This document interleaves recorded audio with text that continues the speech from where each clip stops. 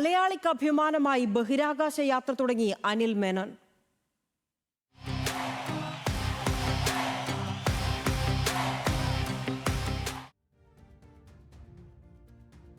ബഹിരാകാശം തൊടുന്ന ആദ്യ മലയാളിയായി കേണൽ അനിൽ മേനോൻ. കസാഖിസ്ഥാനിൽ നിന്നുമാണ് 3-അംഗ സംഘവുമായി റഷ്യയുടെ സോയൂസ് MS-29 പേടകം കുതിച്ചുയർന്നത്.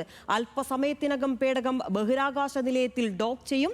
അനിലും സംഘവും രാജ്യാന്തര ബഹിരാകാശ നിലയത്തിൽ 8 മാസം തുടരും. The launch command has been issued. Second umbilical tower separates. Engine 10 pumps at flight speed. Booster ignition now at full throttle and liftoff. Minin, Dubrov, and Kikina now on their way to the International Space Station as part of a 2-orbit journey. All the system parameters are nominal. We have a good roll, pitch, and yaw as we head downrange. Engines of the first and second stage are functioning nominally.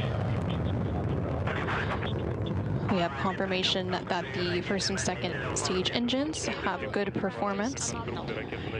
We have good structural parameter performance, and the Soyuz is delivering 930,000 pounds of thrust from its 4 boosters and single engine. The first stage of the Soyuz measures 68 feet in length and 24 feet in diameter, burning liquid fuel for the first 2 minutes and 6 seconds of flight. We're now a minute into today's flight. Everything continuing to proceed as planned, and the velocity is currently 1,100 miles per hour. 70. സ്വാതന്ത്ര്യ സമര സേനാനി ചേറ്റൂർ ശങ്കരൻ നായരുടെ പിന്മുറക്കാരനാണ് അനിൽ മേനോൻ. വിശദാംശങ്ങളുമായി അനേന സതീഷ് ചേരുന്നുണ്ട്. അനേന, ചരിത്ര നിമിഷങ്ങൾക്ക് സാക്ഷിയാകുകയാണ് നമ്മളിപ്പോൾ. ഈ സമയത്ത് ഏറ്റവും കൂടുതൽ അഭിമാനിക്കാനാവുന്ന കാര്യം മലയാളിയായ അനിൽ മേനോൻ മണ്ണിൽ നിന്ന് വിണ്ണിലേക്ക് നമ്മളെ എല്ലാവരെയും അതിശയിപ്പിച്ചുകൊണ്ട് പോകുകയാണ്.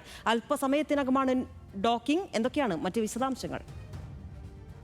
തീർച്ചയായും ലിനിഷ, ഇതൊരു അഭിമാന നിമിഷം തന്നെയാണ്. മലയാളികളെ സംബന്ധിച്ചിടത്തോളം ഏറ്റവും അഭിമാനമുള്ളൊരു നിമിഷം കൂടിയാണ് ഇതെന്ന് പറയുന്നത്. ഇന്ന് വൈകുന്നേരത്തോടു കൂടി ഏകദേശം 8:17 കൂടിയാണ് ഈ സോയൂസ് MS-29 എന്ന പേടകം കുതിച്ചുയർന്നിട്ടുണ്ടായിരുന്നത്. എല്ലാ സജ്ജീകരണങ്ങളും പൂർത്തിയാക്കി വിജയകരമായി തന്നെയാണ് അതിൻ്റെ വിക്ഷേപണം നടന്നിട്ടുണ്ടായിരുന്നത്. എന്തായാലും അതിന് പിന്നാലെയുള്ള ബഹിരാകാശ യാത്ര തുടരുകയും 3 ഘട്ടങ്ങൾ അവസാനിച്ച ശേഷം ബഹിരാകാശത്തേക്കുള്ള യാത്ര തുടരുകയും ഇനി ഏതാനും നിമിഷങ്ങൾക്കകം തന്നെ ഈ ഡോക്കിംഗ് പ്രക്രിയയിൽ ഈ പേടകം ഏർപ്പെടുമെന്നതാണ് ഏറ്റവും പ്രധാനപ്പെട്ട കാര്യം. ഈ ഡോക്കിംഗ് എന്ന് പറയുന്നത് സെനറ്റ് സോണുമായി ആണ് ഈ പേടകത്തിന്റെ ഡോക്കിംഗ് നടക്കുന്നത്. അത് കഴിഞ്ഞ് ഏകദേശം പുലർച്ചെ 1 മണിയോടെയായിരിക്കും ഈ പേടകത്തിന്റെ ഹാച്ചിങ് പ്രക്രിയ നടക്കുന്നത്. അതായത് ഈ പേടകത്തിന്റെ ഈ കവാടങ്ങളെല്ലാം തുറക്കുന്ന ഒരു പ്രക്രിയയാണ് ഹാച്ചിങ് എന്ന് പറയുന്നത്. ഇതിനുശേഷമായിരിക്കും ഈ ബഹിരാകാശ യാത്രികർ ബഹിരാകാശ നിലയത്തിലേക്ക് ഈ 3-അംഗ സംഘം പ്രവേശിക്കാൻ പോകുന്നത്. അതോടുകൂടിയാണ് ഈ ചരിത്ര നിമിഷം പിറക്കുന്നത് യഥാർത്ഥത്തിൽ എന്ന് പറയുന്നത്. ആ ചരിത്ര നിമിഷം യാഥാർത്ഥ്യമാകാൻ പോകുന്നത് ആ ഹാച്ചിങ് പ്രക്രിയ പൂർത്തിയാക്കി ഇവർ ഈ 3-അംഗ സംഘം പുറത്തേക്ക് ഇറങ്ങുന്നതോടുകൂടിയാണ് ആ ഒരു ചരിത്ര നിമിഷം പിറക്കാൻ പോകുന്നത്. അതിന് ഇനിയും മണിക്കൂറുകൾ കാത്തിരിക്കേണ്ടതുണ്ട്. എന്തായാലും ഡോക്കിംഗ് പ്രക്രിയ ഉടൻ തന്നെ ഉണ്ടാകുമെന്നൊരു ഏതാനും നിമിഷങ്ങൾക്കകം തന്നെ ഡോക്കിംഗ് പ്രക്രിയ പൂർത്തിയാകും. അത് നടക്കുമെന്നുള്ളതാണ് ഏറ്റവും പ്രധാനപ്പെട്ട ഒരു കാര്യം. വലിയൊരു ദൗത്യത്തിനായി തന്നെയാണ് ഈ 3-അംഗ സംഘം പോയിരിക്കുന്നത്. അനിൽ മേനോന് കൂടാതെ തന്നെ റഷ്യൻ സ്വദേശികളായ 2 പേരും കൂടി ഈ പേടകത്തിനകത്തുണ്ട്. ഇവർ 3 പേരുമാണ് അവിടെ പരീക്ഷണങ്ങളൊക്കെ നടത്താൻ പോകുന്നത്, പഠനങ്ങളൊക്കെ നടത്താൻ വേണ്ടി പോകുന്നത്. ഇവർ 3 പേരും കൂടിയാണ്.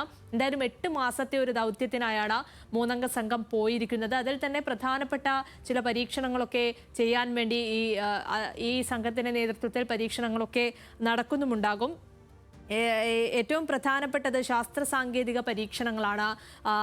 അതുപോലെ തന്നെ ഭാവിയിൽ മനുഷ്യനെ ചന്ദ്രനിലേക്കും ചൊവ്വയിലേക്കും ഒക്കെ എത്തിക്കാനുള്ള ദൗത്യങ്ങളൊക്കെ വരാനിരിക്കുന്നുണ്ട്. ഇതിനൊക്കെ മുതൽക്കൂട്ടാവുന്ന പരീക്ഷണങ്ങളൊക്കെ നടത്താൻ തന്നെ ഉദ്ദേശിക്കുന്നുണ്ട്. അതിനാവശ്യമായ പഠനങ്ങളൊക്കെ നടത്തിയ ശേഷമായിരിക്കും സംഘം തിരിച്ചു വരുന്നത്. ഇതുമാത്രമല്ല, മൈക്രോഗ്രാവിറ്റിയിൽ സഞ്ചാരികളുടെ രക്തയോട്ടം, സിരകളുടെ ഘടന, രക്തത്തിൻ്റെ ഘടന എന്നിവ സംബന്ധിച്ചുള്ള പഠനങ്ങളും ഇവർ അവിടെ നടത്താൻ ഉദ്ദേശിക്കുന്നുണ്ട്. ഇതൊക്കെയാണ് എന്തൊക്കെയാണ് ഈ 8 മാസം നീണ്ടു നിൽക്കുന്ന ഈ കാലയളവിൽ ഇവർ ചെയ്യാൻ ഉദ്ദേശിക്കുന്നത്? ഇത്തരം പഠനങ്ങളും പരീക്ഷണങ്ങളും ഒക്കെ തന്നെയാണ്. ഇതിനു പുറമെ തന്നെ ബഹിരാകാശ നിലയത്തിലെ ശുദ്ധജലം ഉപയോഗിച്ച് മരുന്ന് പരീക്ഷണം നടത്തും. അതുപോലെ തന്നെ AI ഓഗ്മെന്റഡ് റിയാലിറ്റി പരീക്ഷണങ്ങളൊക്കെ നടത്താൻ ഉദ്ദേശിച്ചുകൊണ്ടാണ് പോകുന്നത്. എന്തായാലും ഇപ്പോൾ നമ്മൾ ഈ കാണുന്ന ദൃശ്യങ്ങൾ അനുസരിച്ച് ഡോക്കിംഗ് പ്രക്രിയയിലേക്ക്, പേടകം ഡോക്കിംഗ് പ്രക്രിയയിലേക്ക് അടുക്കുന്നൊരു കാര്യമാണ് നമ്മളിപ്പോൾ കണ്ടുകൊണ്ടിരിക്കുന്നത്. നാസ നമുക്ക് മുന്നിലേക്ക് ആ തത്സമയ ദൃശ്യങ്ങളാണ് ഇപ്പോൾ എത്തിച്ചുകൊണ്ടിരിക്കുന്നത്. വലിയൊരു ദൗത്യത്തിന് തന്നെയാണ് അനിൽ മേനോനും സംഘവും പുറപ്പെട്ടത് എന്ന് തന്നെയാണ് ഇതിൽ ഏറ്റവും പ്രധാനം. ലിൻഷ, ശരി, എന്തായാലും 8 മാസത്തെ ചരിത്ര ദൗത്യത്തിനായി മലയാളി ഉൾപ്പെടെയുള്ള സംഘം ഇപ്പോൾ ഭൂമിയിൽ നിന്നും പോയിരിക്കുകയാണ്. അല്പസമയത്തിനകം തന്നെ ഡോക്കിംഗ് പൂർത്തിയാകും, ഡോക്കിങ്ങിലേക്ക് കടക്കും. വിവരങ്ങളാണ് അനേന സതീഷ് നൽകിയത്.